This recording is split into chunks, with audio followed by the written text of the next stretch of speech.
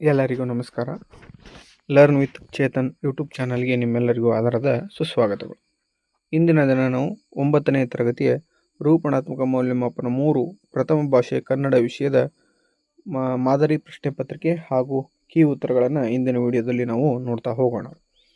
ಅದಕ್ಕಿಂತ ಮುಂಚೆ ಇನ್ನೂ ಯಾರು ನಮ್ಮ ಚಾನಲನ್ನು ಸಬ್ಸ್ಕ್ರೈಬ್ ಮಾಡ್ಕೊಂಡಿಲ್ವೋ ದಯವಿಟ್ಟು ಸಬ್ಸ್ಕ್ರೈಬ್ ಮಾಡ್ಕೊಳ್ಳಿ. ಯಾಕಪ್ಪ ಅಂದರೆ ನಿಮ್ಮ ಒಂದೊಂದು ಸಬ್ಸ್ಕ್ರಿಪ್ಷನ್ ನಮಗೆ ತುಂಬ ಹೆಲ್ಪ್ ಮಾಡುತ್ತೆ ಅಂತ ಹೇಳ್ತಾ, ಸಾಕಷ್ಟು ಜನ ವೀಡಿಯೋಗಳನ್ನು ನೋಡ್ತಾ ಇದ್ರಿ, ಆದರೆ ಕೆಲವಷ್ಟು ಜನ ಸಬ್ಸ್ಕ್ರೈಬ್ ಮಾಡ್ಕೊಳ್ತಾ ಇದ್ರಿ, ಅದು ಒಂದು ಬೇಜಾರದ ಸಂಗತಿ ಅಂತ ಹೇಳ್ತಾ, ಸೊ ದಯವಿಟ್ಟು ಸಬ್ಸ್ಕ್ರೈಬ್ ಮಾಡ್ಕೊಳ್ಳಿ. ಹೆಚ್ಚು ಹೆಚ್ಚು ವೀಡಿಯೋಗಳನ್ನು ಮಾಡಲಿಕ್ಕೆ ನಮಗೆ ಕೂಡ ಖುಷಿ ಸಿಗುತ್ತೆ ಅಂತ ಹೇಳ್ತಾ ಬನ್ನಿ ವಿಡಿಯೋವನ್ನು ಸ್ಟಾರ್ಟ್ ಮಾಡೋಣ. ಮೊದಲನೇ ಪ್ರಶ್ನೆ, ಮೊದಲನೇ ಮೇನ್ ನೋಡಿ, ಕೆಳಗಿನ ಪ್ರಶ್ನೆಗಳಿಗೆ ಅಥವಾ ಅಪೂರ್ಣ ಹೇಳಿಕೆಗಳಿಗೆ 4 ಆಯ್ಕೆಗಳನ್ನು ನೀಡಲಾಗಿದೆ. ಅವುಗಳಲ್ಲಿ ಸೂಕ್ತವಾದ ಉತ್ತರವನ್ನು ಆರಿಸಿ ಕ್ರಮಾಕ್ಷರದೊಂದಿಗೆ ಬರೆಯಿರಿ ಅಂತ ಕೇಳಿದ್ದಾನೆ. ಸೊ ಒಂದು ಪ್ರಶ್ನೆ ಇದೆ, 1 ಅಂಕ ಟೋಟಲ್ ಆಗಿ ಈ ಒಂದು ಮೇನ್ನಿಂದ 1 ಅಂಕ ಸಿಗ್ತದೆ ನಿಮಗೆ.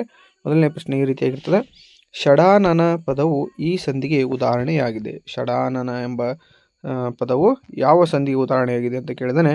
ಆಪ್ಷನ್ ಎ ಜಸ್ತ್ವ ಸಂಧಿ ಅನ್ನೋದು ಸರಿಯಾದ ಉತ್ತರ ಆಗ್ತದೆ. ಷಟ್ ಪ್ಲಸ್ ಆನನ ಷಡಾನನ ಜಸ್ತ್ವ ಸಂಧಿ. ಆಪ್ಷನ್ ಎ ಜಸ್ತ್ವ ಸಂಧಿ ಸರಿಯಾದ ಉತ್ತರ ಆಗಿರುತ್ತದೆ. ಎರಡನೇ ಮೇನ್ ನೋಡಿ, ಮೊದಲೆರಡು ಪದಗಳಿಗಿರುವ ಸಂಬಂಧದಂತೆ ಮೂರನೆಯ ಪದಕ್ಕೆ ಸರಿ ಹೊಂದುವ ಸಂಬಂಧಿ ಪದವನ್ನು ಬರೆಯಿರಿ ಅಂತ ಕೇಳಿರ್ತಾನೆ. ಇದು ಕೂಡ 1 ಅಂಕದ ಪ್ರಶ್ನೆ ಆಗಿರ್ತದೆ. ಒಂದೇ ಪ್ರಶ್ನೆ, ಟೋಟಲ್ ಆಗಿ ನಿಮ್ಗೆ ಈ ಮೇನಿಂದ ಕೂಡ 1 ಅಂಕ ದೊರೀತದೆ. ಸೊ ಮನುಷ್ಯನ ಅನ್ನೋದು ಷಷ್ಠಿ ವಿಭಕ್ತಿ ಪ್ರತ್ಯಯವಾಗಿದ್ದರೆ ಮುದುಕಿಗೆ ಅನ್ನೋದು ಚತುರ್ಥಿ ವಿಭಕ್ತಿ ಪ್ರತ್ಯಯ ಆಗ್ತದೆ. ಮನುಷ್ಯನ ಷಷ್ಠಿ ವಿಭಕ್ತಿ ಪ್ರತ್ಯಯ, ಮುದುಕಿಗೆ ಅನ್ನೋದು ಚತುರ್ಥಿ ವಿಭಕ್ತಿ ಪ್ರತ್ಯಯ ಆಗಿರ್ತದೆ. ಮೂರನೇ ಮೇನ್ ಈ ಕೆಳಗಿನ ಪ್ರತಿಯೊಂದು ಪ್ರಶ್ನೆಗಳಿಗೆ ಒಂದೊಂದು ವಾಕ್ಯದಲ್ಲಿ ಉತ್ತರ ಬರೆಯಿರಿ ಅಂತ ಕೇಳಿದ್ದಾನೆ. 3 × 1 ಟೋಟಲ್ ಆಗಿ 3 ಅಂಕಗಳು ಈ ಮೇನಿಂದ ದೊರೀತಾವೆ ನಿಮಗೆ. ಸೊ ಮೂರನೇ ಪ್ರಶ್ನೆ, ಕಂಸಾಳೆ ಎಂಬ ಹೆಸರು ಹೇಗೆ ಬಂದಿತು? ಕಂಸಾಳೆ ಎಂಬ ಪದ ಹೇಗೆ ಬಂದಿತ್ತು ಅಂತ ಕೇಳಿದ್ದಾನೆ. ಸಂಸ್ಕೃತದ ಕಾಂಸತಾಲ್ಯ ಪದದ ತದ್ಭವ ರೂಪವೇ ಕಂಸಾಳೆ ಎಂದಾಗಿದೆ. ಸಂಸ್ಕೃತದ ಕಾಂಸತಾಲ್ಯ ಪದದ ತದ್ಭವ ರೂಪವೇ ಕಂಸಾಳೆ ಎಂದಾಗಿದೆ. 4ನೇ ಪ್ರಶ್ನೆ, ಯಕ್ಷಗಾನದ 3 ಶೈಲಿಗಳಾವವು ಅಂತ ಕೇಳಿದಾನೆ. ತೆಂಕುತಿಟ್ಟು, ಬಡಗುತಿಟ್ಟು ಮತ್ತು ಬಡಬಡಗುತಿಟ್ಟು ಇವು ಯಕ್ಷಗಾನದ 3 ಶೈಲಿಗಳು. ನೋಡ್ರಿ, ತೆಂಕುತಿಟ್ಟು ಅನ್ನೋದೊಂದು, ಬಡಗುತಿಟ್ಟು ಅನ್ನೋದೊಂದು, ಹಾಗೆ ಬಡಬಡಗುತಿಟ್ಟು ಅನ್ನೋದು ಒಂದು. ಈ 3 ಯಕ್ಷಗಾನದ ಶೈಲಿಗಳು ಆಗಿರುತ್ತವೆ. ಓಕೆನಾ. ಇನ್ನು 5ನೇ ಪ್ರಶ್ನೆ ನೋಡಿ, ಈ ಕೆಳಗಿನ 3 ಪ್ರಶ್ನೆಗಳಿಗೆ 3 ಅಥವಾ 4 ವಾಕ್ಯಗಳಲ್ಲಿ ಉತ್ತರ ಬರೆಯಿರಿ ಅಂತ ಕೇಳಿದಾನೆ. 5ನೇ ಪ್ರಶ್ನೆ ಈ ರೀತಿಯಾಗಿರ್ತದೆ: ವೀರಗಾಸೆ ಕುಣಿತದ ವೇಷಭೂಷಣಗಳು ಹೇಗಿರುತ್ತವೆ ಅಂತ ಕೇಳಿದಾನೆ, ವಿವರಿಸಿ ಅಂತ ಇದೆ. ವೀರಗಾಸೆ ಕುಣಿತದವರ ವೇಷಭೂಷಣ ವಿಶೇಷವಾಗಿರುತ್ತದೆ. ಬಿಳಿಯ ಪಂಚೆಯ ವೀರಗಚ್ಚೆ, ತಲೆಗೆ ಅರಿಶಿಣ ಅಥವಾ ನೀಲಿ ಬಣ್ಣದ ರುಮಾಲು, ಕಾವಿ ಬಣ್ಣದ ಕಸೆ ಅಂಗಿ, ಕೊರಳಲ್ಲಿ ರುದ್ರಾಕ್ಷಿ, ಹಣೆಗೆ ವಿಭೂತಿ, ಕರ್ಣಕುಂಡಲ, ಸೊಂಟಪಟ್ಟಿ, ಬಿಚ್ಚುಗತ್ತಿ ಹಾಗೂ ಕಾಲ್ಗೆಜ್ಜೆಯನ್ನು ಧರಿಸುತ್ತಾರೆ ಅಂತ ಬರೆಯಬೇಕಾಗ್ತದೆ. ನೆಕ್ಸ್ಟ್ ಪ್ರಶ್ನೆ ನೋಡಿ, ನನ್ನಾಸೆ ಕವನದಲ್ಲಿ ಕವಯತ್ರಿಯ ಆಸೆಗಳೇನು ಅಂತ ಕೇಳಿದಾನೆ.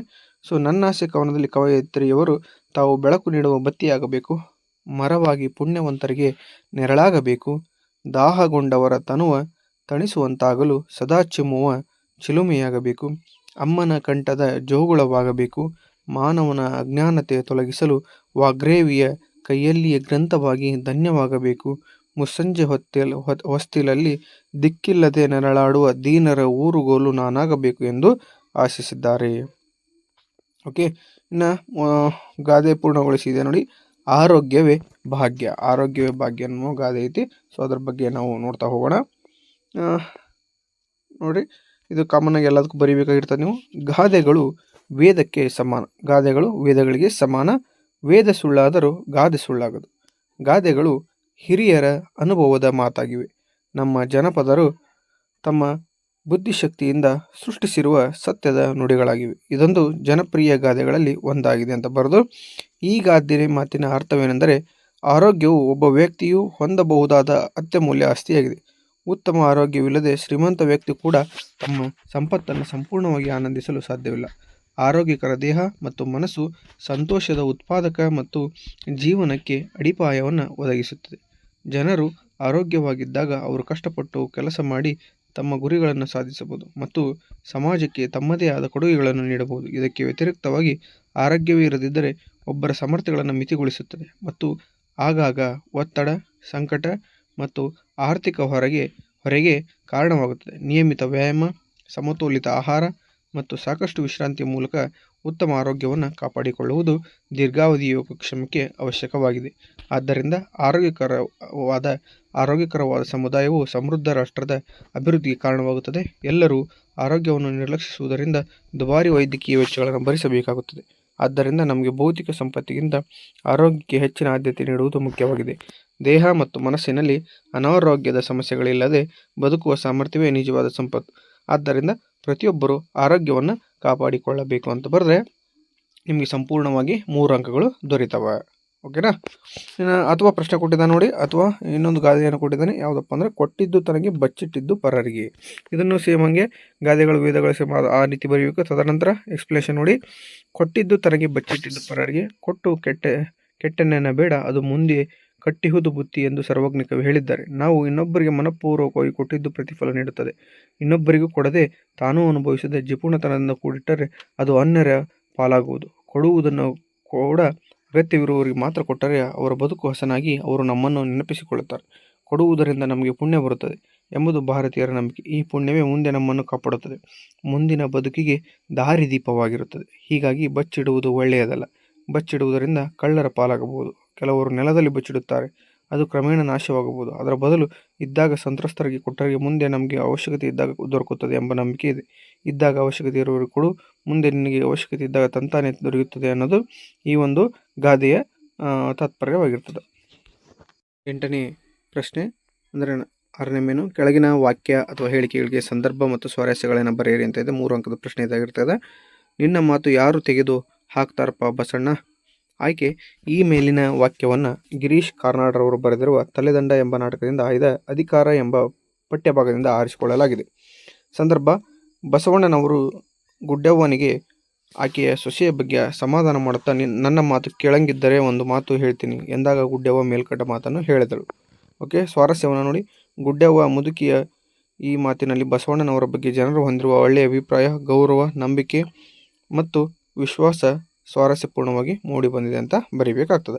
ಇನ್ನು 9ನೇ ನೋಡ್ರಿ, ಪದ್ಯ ಭಾಗವನ್ನು ಪೂರ್ಣಗೊಳಿಸಿ ಅಂತ ಕೇಳಿದ್ದಾನೆ. ಬೀಸುವುದರಿಂದ ಹಿಡಿದು ಬೆತ್ತವಾದ ಅನ್ನೋದೊಂದು ಮಾತಿನೊಳಗೆ ಕೆಡಲಿ ಬೇಡ ಅನ್ನೋದು ಅಲ್ಲಿವರೆಗೂ ಬರೀಬೇಕಾಗ್ತದೆ. ಸೊ ಪದ್ಯವನ್ನು ಪೂರ್ಣಗೊಳಿಸಿದ್ರೆ ನಿಮಗೆ 3 ಅಂಕಗಳು ಸರಿಯಾಗಿ ದೊರೀತದೆ. ಹಾಗೆ ಒಂದು ಪದ್ಯವನ್ನು ಕೊಟ್ಟಿದ್ದಾನೆ. ಸೊ ಆ ಪದ್ಯವನ್ನು ನೀವು ಮೌಲ್ಯಾಧಾರಿತ ಸಾರಾಂಶವನ್ನು ಬರೀಬೇಕಾಗ್ತದೆ. ಇದು 4 ಅಂಕದ ಪ್ರಶ್ನೆ ಆಗಿರ್ತದೆ. ಈ ಮೇಲಿನ ಪದ್ಯವನ್ನು ನೋಡ್ತಾ ಹೋಗೋಣ. ಈ ಪದ್ಯ ಭಾಗವನ್ನು SV ಪರಮೇಶ್ವರ ಭಟ್ಟರವರು ರಚಿಸಿರುವ ಗಗನಚುಕ್ಕಿ ಕವನ ಸಂಕಲನದಿಂದ ಆಯ್ದ ಹೇಮಂತ ಪದ್ಯಪಾಠದಿಂದ ಆರಿಸಲಾಗಿದೆ. ಹೇಮಂತ ಕವಿತೆಯಲ್ಲಿ ಪರಮೇಶ್ವರ ಭಟ್ಟರವರು ಪ್ರಕೃತಿಯಲ್ಲಿ ಕಂಡುಬರುವ ದೃಶ್ಯಗಳನ್ನು ಮನಮುಟ್ಟುವಂತೆ ಸೆರೆ ಹಿಡಿದಿದ್ದಾರೆ. ಸಮಯದಲ್ಲಿ ಉತ್ತರಾರ್ಧಗೋಳಕ್ಕೆ ಚಳಿಗಾಲ.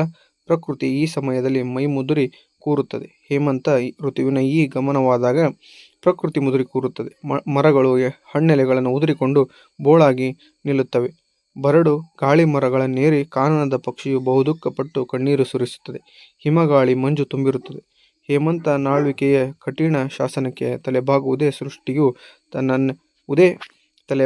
ಸೃಷ್ಟಿಯು ತನ್ನನ್ನು ಉಳಿಸಿಕೊಳ್ಳುವವರ ಒಳಮರ್ಮವಾಗಿದೆ.